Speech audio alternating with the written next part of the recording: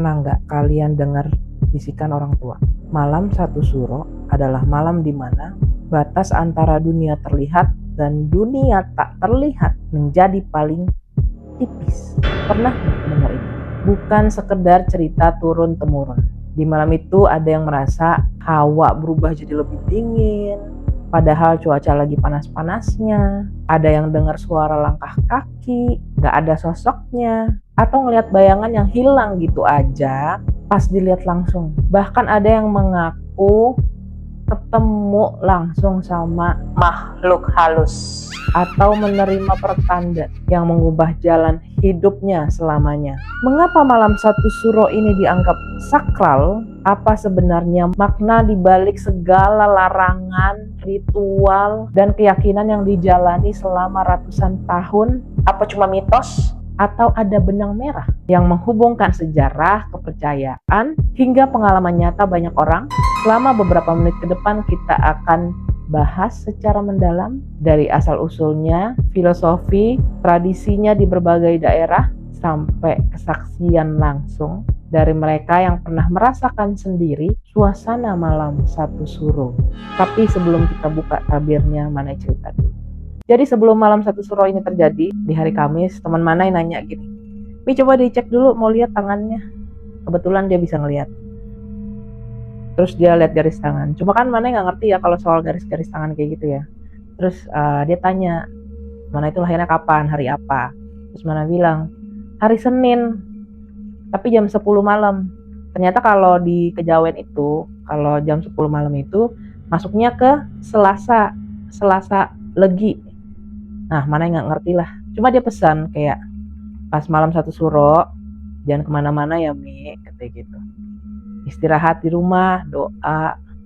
Karena kan Manai memang kan ada sedikit aura yang terbuka, jadi nggak boleh kemana-mana. Ya udah Manai ikutin aja. Sebenarnya dari malam-malam satu suro sebelumnya juga nggak pernah mikirin itu ya, karena Manai kan nggak punya darah Jawa, ya kan.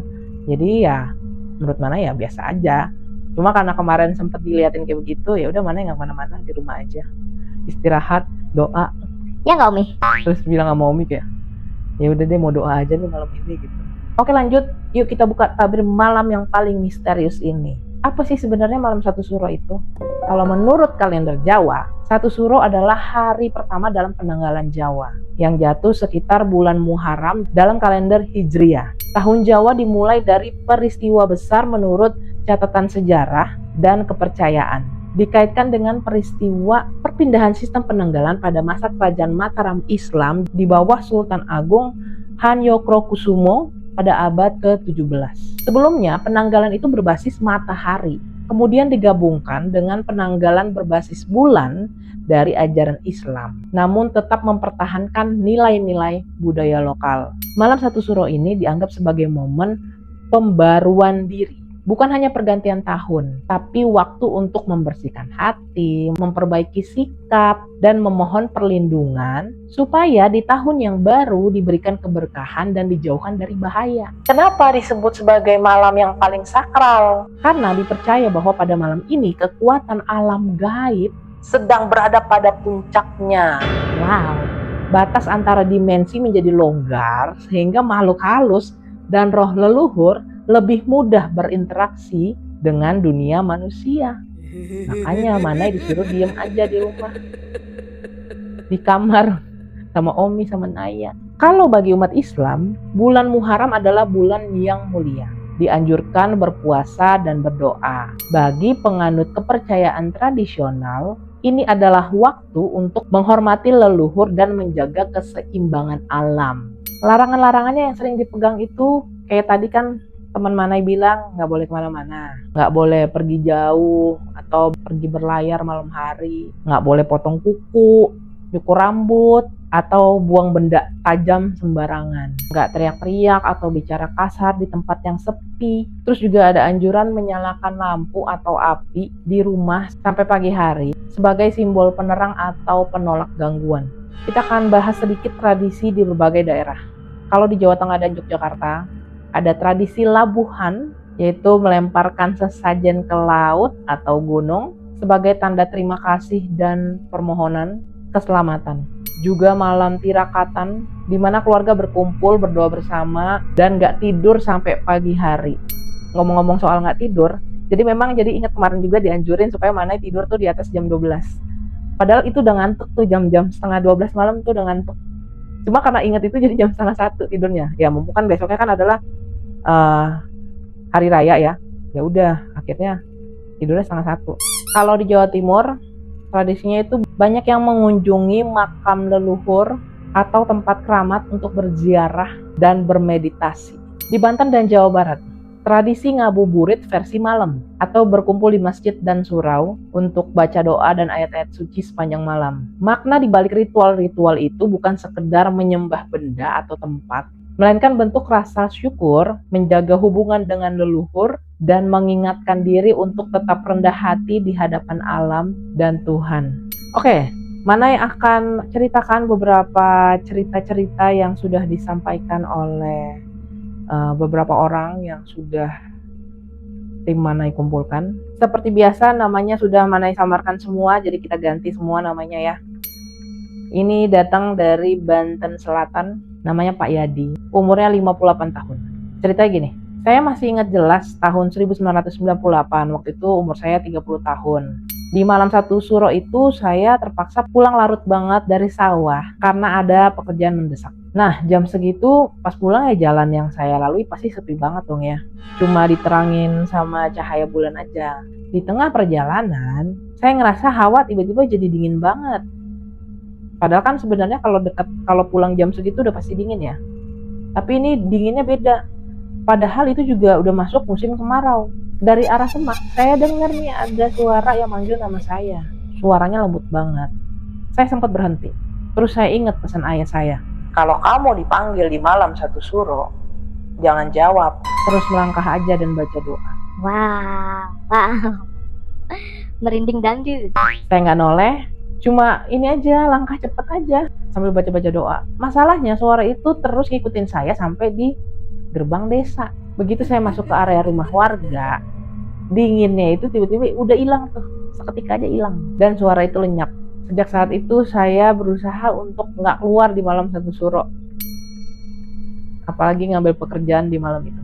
Ya udah Pak Yadi, nggak usah. Cerita yang kedua ini dari Tangerang, Mbak Dini, umurnya 34 tahun. Waktu saya masih kecil, nenek saya tuh nyuruh kami selalu terjaga dan nyalain lampu sampai pagi. Di malam 1 Suro itu, saya kebangun mau minum air. Pas melintas di ruang tengah, saya ngeliat ada sosok tinggi pakai pakaian putih berdiri di sudut ruangan, membelakangi saya. Saya kaget, tapi langsung inget pesan nenek, jangan panik. Mana kayak gitu mah? Panik. Anggap aja itu penjaga rumah. Oke, baik, penjaga rumah. Saya diam aja, lalu jalan pelan ke dapur.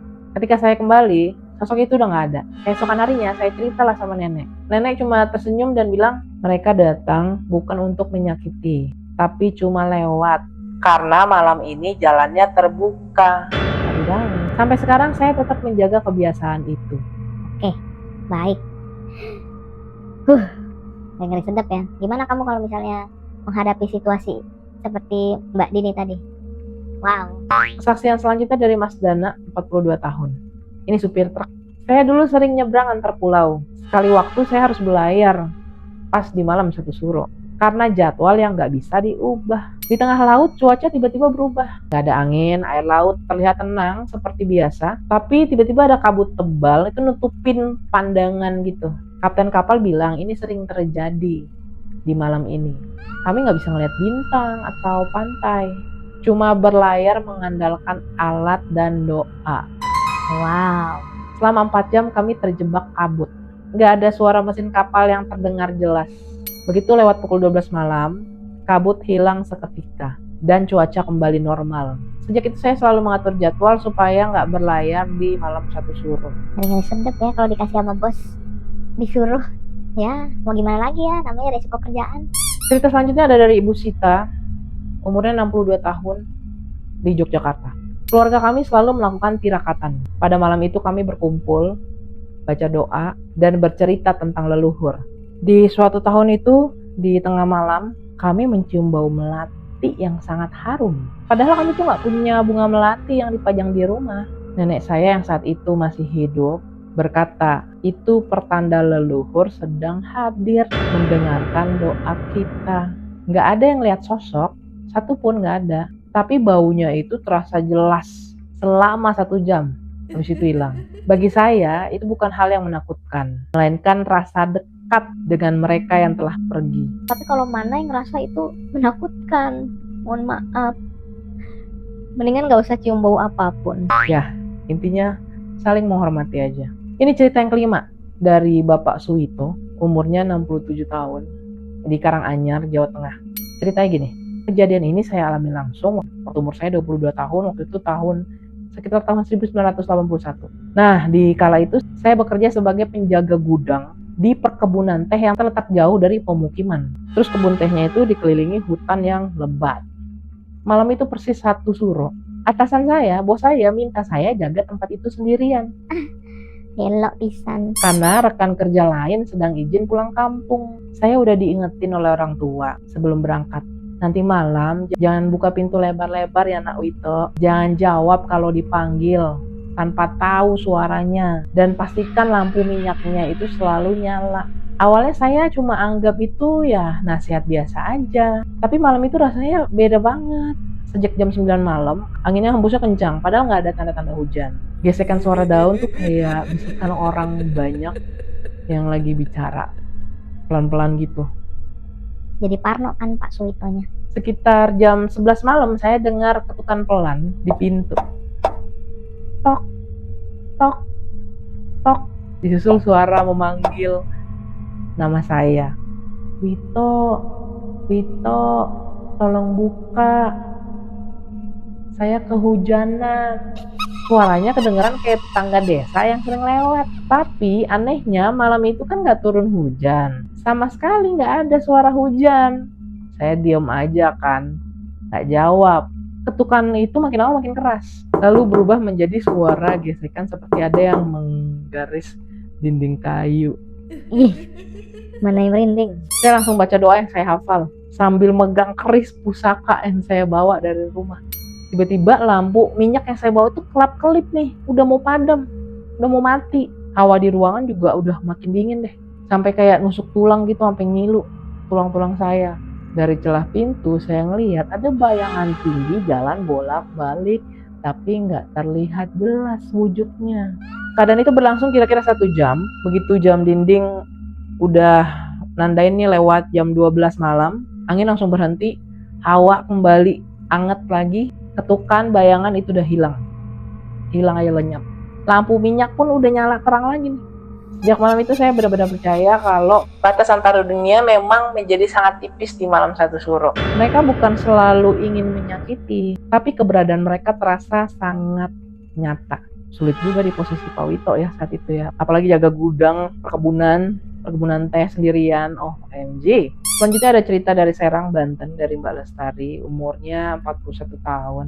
Saya masih ingat jelas kejadian ini saat saya duduk di bangku SMA. Keluarga kami punya kebiasaan tirakatan setiap malam 1 suro. Ngumpul di ruang tengah, nyalain lampu dan lilin, baca ayat-ayat suci, dan bercerita sampai subuh. Tahun itu saya dan adik saya masih sangat muda.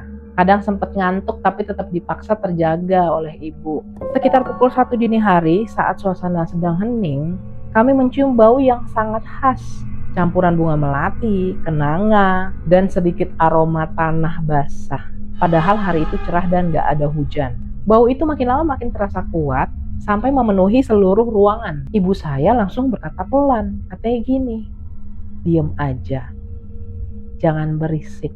Itu tanda leluhur kita sedang datang. Dengerin doa dan harapan kita." Wow. Saya dan adik saya cuma bisa diam. Padahal saya juga jantungnya, sport jantung saya. Karena ya campur aduk rasanya, kayak takut, tapi kagum, tapi takut. Gimana ya? Kemudian dari sudut ruangan tempat biasanya ada foto kakek dan nenek saya yang sudah tiada, terlihat cahaya putih samar yang bergerak pelan, lalu menyebar lembut seperti kabut tipis. Gak ada suara, gak ada wujud yang terlihat jelas, tapi rasanya ruangan itu kerasa lebih damai dan hangat. Bau harum itu bertahan selama 45 menit, lalu pelan-pelan menghilang seolah-olah dibawa pergi sama angin. Esokan harinya kami ngecek seluruh rumah. Nggak ada bunga melati, nggak ada bunga kenanga, nggak ada wewangian yang dibakar. Sampai sekarang, setiap malam satu suro, saya selalu merindukan momen itu. Karena saya merasa kalau mereka itu benar-benar masih menjaga kami dari jauh. Luar biasa mbaknya. Cerita selanjutnya ada dari Mas Bedu, umurnya 52 tahun, ini dari Tangsel. Ceritanya gini, saya udah jadi supir angkot tuh selama lebih dari 30 tahun. Jadi udah terbiasa melewati jalan-jalan yang sepi. Kayak mana juga ya, udah biasa ngelewatin jalan-jalan sepi. Malam-malam subuh-subuh lagi, ya udah curhat. Tapi ada satu pengalaman di malam satu suro yang gak akan pernah saya lupain. Kejadiannya sekitar tahun 2005, saat saya harus mengantar penumpang ke daerah perbatasan desa yang jalannya berkelok dan dikelilingi sawah yang luas. Saat itu udah lewat jam 10 malam. Jalanan sepi, cuma ada lampu angkot saya yang nerangin jalan. Sekitar setengah perjalanan, tiba-tiba mesin mobil saya mati sendiri, nggak ada sebabnya. Saya coba nyalain lagi tapi nggak mau hidup. Saat saya turun untuk meriksa bagian depan, saya ngeliat sesuatu yang buat bulu kuduk saya merinding. Di ujung jalan lurus di depan saya berdiri barisan sosok-sosok yang berpakaian putih, bersih, berjalan beriringan menuju Bukit Keramat yang ada di ujung desa. Mereka jalannya tenang, nggak ada suara tuh, nggak ada suara sedikit pun. Jumlahnya banyak, seolah-olah ada rombongan besar yang lagi jalan malam-malam. Coba, saya langsung teringat nih nasihat orang tua saya. Kalau melihat rombongan di malam satu suro, jangan dilihat terlalu lama. Jangan menyapa dan bersembunyi aja kalau mereka lewat. Saya buru-buru masuk ke dalam mobil, nutup tuh semua jendela dan baca doa terus-menerus. Saya nggak berani ngintip lagi. Cuma denger suara jantung saya nih. Wah, udah lari nih jantungnya nih kayak mau copot. Kira-kira 20 menit kemudian saya ngerasa hawa di luar berubah. Saya memberanikan diri, ngintip nih dikit. Jalan udah kosong, nggak ada siapa-siapa. Saat saya nyoba starter lagi nih mobil, langsung hidup, lancar aja gitu kayak nggak pernah ada masalah. Aduh. Ya. Begitulah resiko berjalan di malam satu suro. Jadi emang bener nih, kalau di malam satu suro coba untuk berdiam diri aja di rumah. Gitu ya. Cerita yang selanjutnya ini dari Ibu Yati, umurnya 59 tahun, beliau di Jogja. Beliau cerita, saya berasal dari keluarga yang masih menjaga erat tradisi labuhan dan tirakatan.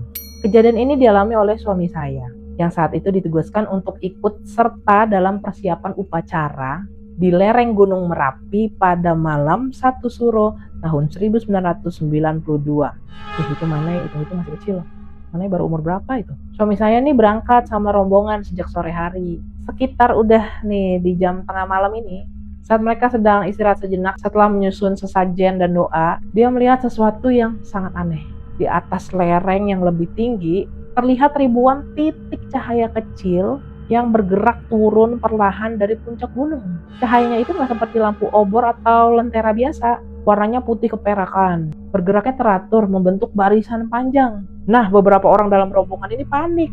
Tapi pemimpin upacara segera menenangkan mereka. Itu bukan makhluk jahat. Di malam ini, penjaga gunung dan roh leluhur juga sedang berjalan mengelilingi tempatnya masing-masing. Kita cukup diam dan hormat. Mereka tidak akan mengganggu. Suami saya tuh cerita, saat cahaya itu lewat di depan posisi mereka, hawanya itu rasanya tuh sejuk dan tenang. Bukan dingin yang menakutkan kayak gitu, enggak. Nggak ada suara langkah kaki, nggak ada suara yang bicara, cuma hening aja, tapi rasanya tuh sakral banget. Setelah semua cahaya itu hilang menuju arah hutan sebelah barat, barulah mereka melanjutkan rangkaian doa dengan perasaan yang jauh lebih damai. Pas pulang ke rumah, suami saya berkata bahwa ia tidak lagi melihat tradisi ini hanya sebagai kebiasaan semata. Malam satu suro mengajarkan bahwa alam ini memiliki aturannya sendiri. Dan kita sebagai manusia harus selalu menjaga sikap hormat pada segala sesuatu yang ada di sekitar kita. Baik yang terlihat maupun yang tidak terlihat oleh mata biasa.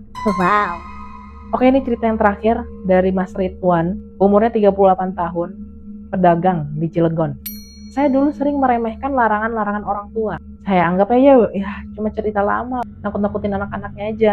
Sampai saya ngalamin sendiri kejadian ini waktu usia saya 25 tahun. Di malam satu suro itu, teman-teman saya ngajak ngumpul dan main kartu di warung. Jangan judi loh mas ya. Warungnya ini agak jauh dari tempat saya tinggal, dari rumah saya. Kami tuh udah ngumpul dari jam 8 malam. Udah ketawa, ketiwi, bercanda, suara keras. Nggak peduliin deh tuh pesan orang tua untuk nggak berisik dan ngomong kasar di malam itu. Sekitar jam setengah 1 larut malam, tiba-tiba lampu listrik di seluruh warung itu mati total. Padahal saat itu nggak ada pemadaman. Di daerah lain pun lampunya nyala. Dan genset di warung pun nggak mau nyala nih, meski udah diperiksa berkali-kali. Keadaan gelap gulita. Kami mulai dengar suara-suara aneh. Dari arah belakang warung, yang di belakang warung tuh banyak semak-semak agak tinggi ya rumput-rumputnya ya. Kami dengar ada suara nangis. Nangisnya tuh terseduh-seduh banget. Lalu berubah jadi suara tawa yang sangat keras dan menggema. Wah, tidak. Seram. Suara itu makin lama makin dekat. Kami auto diam ketakutan, langsung membeku gitu aja. Salah satu teman saya yang lebih tua langsung negor kami. Kan sudah saya bilang, malam ini bukan malam untuk berbuat sembarangan. Kita tuh telah mengganggu ketenangan mereka. Kami semua langsung duduk bersila, meminta maaf dalam hati dan baca doa sekuat tenaga. Suara itu masih terdengar selama kira-kira setengah jam. Wow, kayak gimana ya suaranya tuh? Perlahan-lahan menjauh dan akhirnya hilang. Gak lama kemudian, lampu nyala kembali dengan sendirinya, tanpa ada yang memperbaiki. Akhirnya sejak malam itu pandangan saya berubah total. Saya sadar, apapun alasannya, kepercayaannya, dan tradisi yang diwariskan turun-temurun, pasti ada alasannya. Malam satu suro bukan malam untuk menantang hal yang tidak kita ketahui, tapi malam untuk merenung dan mengendalikan diri supaya tetap berada di jalan yang baik. Oke teman Manai, kita sudah berjalan bersama menyusuri sejarah, tradisinya, dan ada cerita-cerita, kesaksian-kesaksian dari orang-orang di malam satu suro. Ada yang melihatnya sebagai mitos, ada yang melihatnya sebagai kenyataan, tapi satu hal yang pasti, semua kisah ini mengandung satu pesan yang sama, rasa hormat. Seperti konten-konten Manai sebelum-sebelumnya yang sudah menonton, ya, harus ada rasa hormat. Hormat pada waktu, hormat pada alam, hormat pada warisan leluhur, dan hormat pada hal-hal yang belum kita mengerti sepenuhnya. Malam satu suro ini bukan malam untuk takut, tapi malam untuk merenung. Apa yang sudah kita perbuat selama setahun ini, dan apa yang akan kita perbaiki di tahun yang baru. Kalau kamu sendiri, apa kamu punya pengalaman yang tak terlupakan di malam satu suro? Atau punya kebiasaan khusus yang dijalankan turun-temurun? Tulis ceritamu di kolom komentar. Karena setiap pengalaman adalah bagian dari kekayaan budaya kita yang tak ternilai. Ingat ini, batas antara dunia mungkin tipis, tapi hati yang bersih dan niat yang baik akan selalu menjadi pelindung terbaik kita. Terima kasih teman-teman yang sudah menyimak sampai akhir. Jangan lupa like, share, dan subscribe Manai Berkisah, serta nyalakan lonceng notifikasinya supaya kamu tidak ketinggalan cerita-cerita misteri lainnya. Tetap jaga hati, tetap jaga diri, dan tetap menyebar kebaikan. Manai pamit, undur diri. Bye-bye.